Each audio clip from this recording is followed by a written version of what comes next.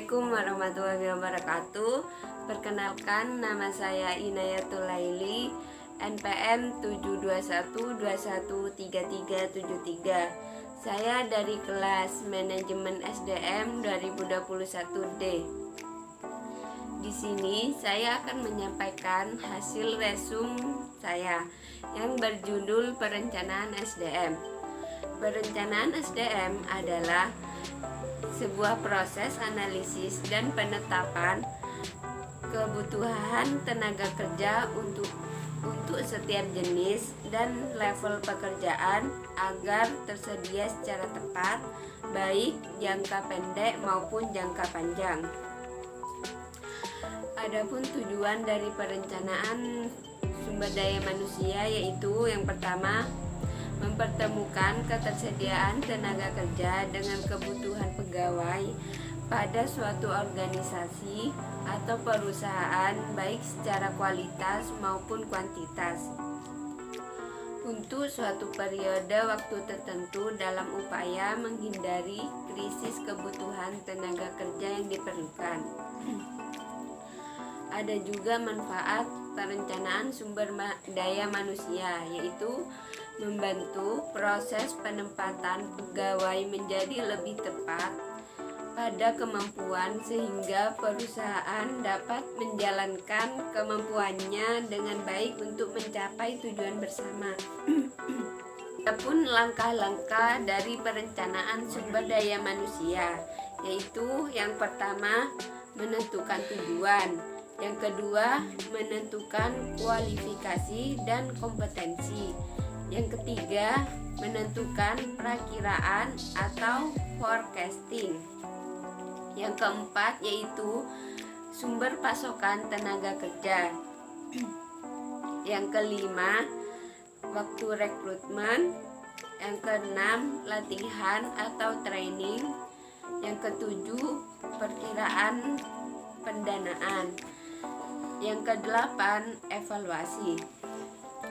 Ada juga tantangan perencanaan sumber daya manusia, yaitu tantangan internal meliputi anggaran, estimasi produk dan penjualan, usaha atau kegiatan baru, dan sebagainya. Yang kedua yaitu tantangan eksternal meliputi bidang ekonomi, sosial, politik, perundang-undangan, teknologi, dan persaingan. Adapun teknik yang digunakan dalam perencanaan sumber daya manusia, yaitu yang pertama ekstrapolasi. Tingkat dan jenis perubahan yang terjadi di masa lalu digunakan sebagai bahan untuk meramaikan perubahan-perubahan yang diperkirakan akan terjadi di masa yang akan datang. Yang kedua yaitu indeksasi. Metode memperkirakan kebutuhan ketenaga kerjaan di masa depan dengan suatu indeks tertentu. Yang ketiga yaitu analisis statistikal.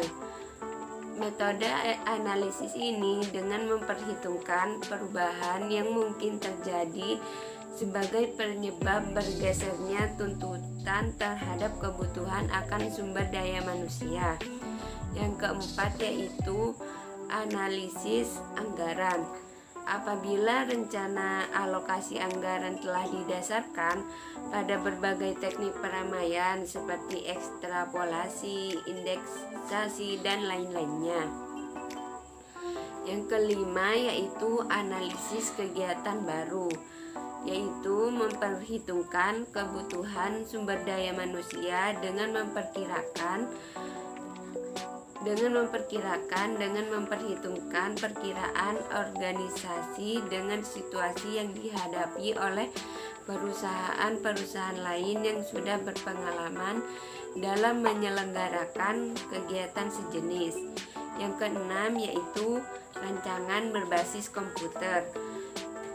Metode peramalan dengan menggunakan serangkaian rumus-rumus matematikal yang secara simulatan menggunakan berbagai teknik peramalan untuk menghitung kebutuhan sumber daya manusia di masa depan. Sekian resume dari saya, kurang lebihnya mohon maaf. Wassalamualaikum warahmatullahi wabarakatuh.